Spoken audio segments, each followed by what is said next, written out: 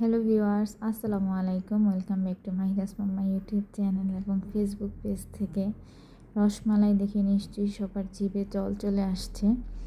আসলে জিভে জল চলে আসার মতোই বানিয়েছিল খালামণি এটা। আমি যেদিন চলে আসবো সেদিন রাত্রে, তারপর দিন সকালে তো চলে আসলাম আমরা। তো এখানে আমার মা পাখিটা ভিডিও করতেছিল, এগুলো আর আসলে মিস করতে চাই না।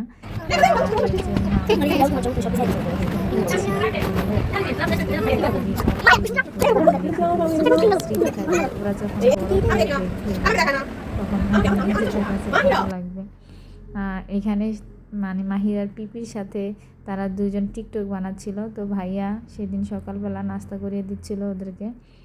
আর আমার ভাইয়া এত মানে ভাগিনা ভাগ্নির পাগল, মানে কি বলবো, বোনদেরও। আর এখনও মানে ভাইয়া মানে আমাদের সাথে মনে হয় একবেলা কথা না বলে মানে তার দিন যায় না। আমার কাছে আমি এখানে থাকি, যত রাত্রি হোক, 12টা বাজুক 1টা বাজুক, ভাইয়া ঠিক ফোন দিয়ে আমাকে একবার খোঁজখবর নেবে। তা আমাদের জন্য আসলে ভাইয়ার অনেক টান, ভাই বোনদের যেমন হয়ে থাকে আর কি। কি বলবো আর কি, অনেক বেশি ভালোবাসে ভাইয়া আমাদেরকে। আমরা আসলে ভাইয়ের জন্য তেমন কিছুই করতে পারি না। তো যাই হোক, সকালবেলা ভোরবেলা যেহেতু বের হয়েছি, তো এত নাস্তা টাস্তা আমরা কিছুই করিনি, হালকা পাতলা খেজুর, রুটি, কলা গাড়িতে নিয়ে নিয়েছিলাম। তো সেখান থেকে আব্বাকে দেখতে গিয়েছিলাম হসপিটালে। আব্বার সাথে দেখা করে আবার রওনা করলাম মানে এয়ারপোর্টের উদ্দেশ্যে। আসলে এই ভিডিও দেখার সময় এত বেশি খারাপ লাগতেছিল। আজকে 3 দিন হয়ে গেছে আমি এই ভিডিওটা করে রেখেছি, মানে সব কিছু গুছায় রাখছি, বাস ভয়েস দিতে পারতেছি না। আসলে দেশের মানুষের জন্য মানে এতটা বেশি খারাপ লাগবে বুঝতে পারি নাই।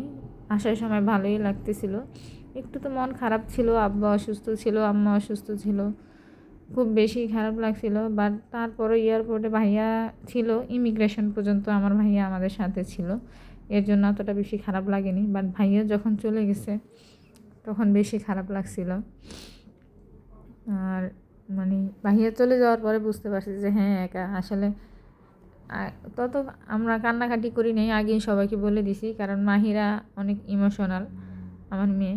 ও মানে সবাইকে রেখে আসার পরে ওর মনটা অনেক খারাপ হয়ে গিয়েছিল। পরে আমরা বোর্ডিং পাস নিয়ে আবার বের হয়েছিলাম, তখন আবার মাহিরার মনটা একটু ভালো হয়েছে। তখন সে বলতেছিল যে মা, যে মানে আমার এখন একটু ভালো লাগতেছে, আমি মানে দাদুর সাথে ফুপির সাথে দেখা করে আসছি, আরিফিন ভাইয়ার সাথে, ওর তখন ভালো লাগতেছিল। তো আমরা ইমিগ্রেশন শেষ করে এখানে ওয়েটিং রুমে ওয়েট করতেছিলাম বিমানের জন্য। আসলে আধা ঘন্টা পরেই আমরা ওইখানে ভিতরে চলে গিয়েছি। তো এইখানে এই যে আমরা আলহামদুলিল্লাহ বিমানে উঠে মানে ফ্লাই করে ফেলছে। তো এইখানে আর কি, তো মাহিরা আসলে বিমান দেখে বিমানে উঠে মানে অনেকটা বেশি রিল্যাক্স ফিল করছিল। বাট ও যখন বাসা থেকে আমরা বের হয়েছে গাড়ির মধ্যে অনেক বমি করেছিল। আর বিমানবন্দরের যে ভিডিওগুলো দেখছেন, এগুলো সম্পূর্ণই আমার ননদ সুমাইয়ার ক্রেডিট। ও ভিডিওগুলো করে রেখেছে। আসলে আমার ওরকম মন মানসিকতাই ছিল না যে আমি ভিডিও করে এগুলো আবার আপনাদের সাথে শেয়ার করব। পরেও আমাকে হোয়াটসঅ্যাপ করে পাঠিয়ে দিয়েছে। তো thank you so much Sumaiya. আর এই যে আমাদেরকে দুপুরের খানা দিয়ে দিয়েছিল, মাহিরার জন্য আমি চিকেন নিয়েছি। এখানে মাহিরা ঘুমিয়েছিল, তো ওর খাবারটা আমাকে বিমানবালা দিয়ে গেছে যে আপনি রেখে দিন, পরে ও উঠলে খাইয়ে দিবেন। তো আমি রেখে দিয়েছি। তো ওকে কোলে রেখেই আবার আমি আমার খাবারটা শেষ করেছিলাম। তো আসলে এক সাইড কখনো ফর্সা দেখা যায়, কখনো মেঘ, কখনো মানে অন্ধকার, এইরকম ছিল আকাশের অবস্থা। বাট অনেক ভালো লাগছে। আমরা কিভাবে যাচ্ছি, কিসের উপর দিয়ে রাস্তাটা দেখাচ্ছে, আসলে এক প্রকার দেখে মনে হচ্ছিল যে মানে আল্লাহর ফেরেশতা দ্বারা মনে হয় বিমানটা মানে পরিচালনা হচ্ছে বা চলছে। ড্রাইভার মনে হয় স্বয়ং আল্লাহ পাক ফেরেশতা দিয়ে চালাচ্ছে। তা না হলে মানে মাটি থেকে এত উপরে আমরা মানে সুবহানাল্লাহ, মানে আল্লাহ পাকের সৃষ্টি যে মানে কত কি, দেখে একদম চোখ ধাঁধালো। আসলে আমার আমার সাথে এরকম ঘটছে, আপনাদের সাথে কার সাথে কেমন ঘটছে আমি জানি না।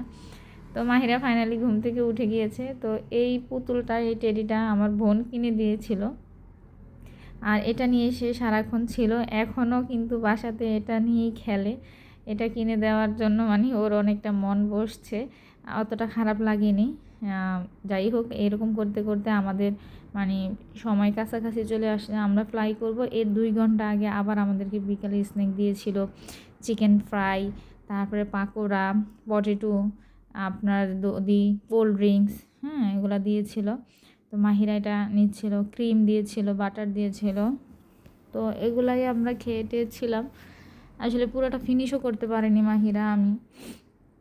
দেখতে দেখতে মানে আমাদের টাইম চলে আসতেছিল। এখন আর কি ফ্লাই নিচে নামবে, এখন শুধু অপেক্ষা। এই যে এখন মাটি দেখা যাচ্ছে, এতক্ষণ তো মাটি মুটি কিছুই দেখা যায়নি, শুধু মেঘ দেখতেছিলাম।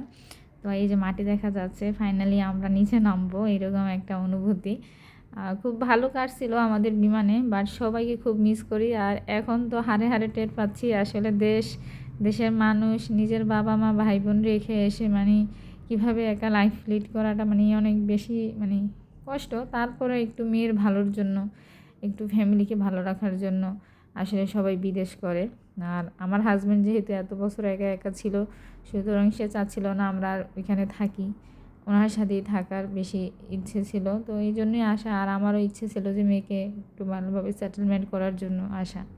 তো সবাই দোয়া করবেন আমাদের নেক আশাগুলো যেন পূরণ হয়। তো সবাই ভালো থাকবেন, সুস্থ থাকবেন।